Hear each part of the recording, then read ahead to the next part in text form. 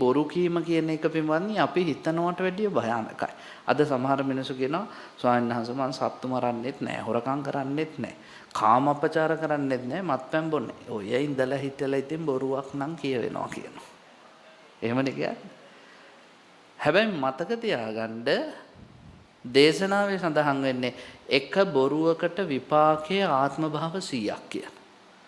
ඒකනේ භාග්‍යවතුන් වහන්සේ දේශනා කරන්නේ මත්තාසුක පරිච්ඡාගා පස්සේතේ විපුලං සුඛං.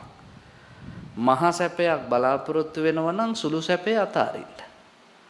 ඔයත් මේ සුළු සැපයක් විඳින්න ගිහිල්ලා නැති කරගන්නේ කුමක්ද?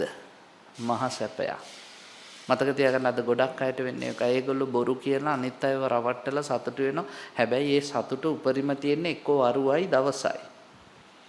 විපාකයේ ආත්ම 100ක්.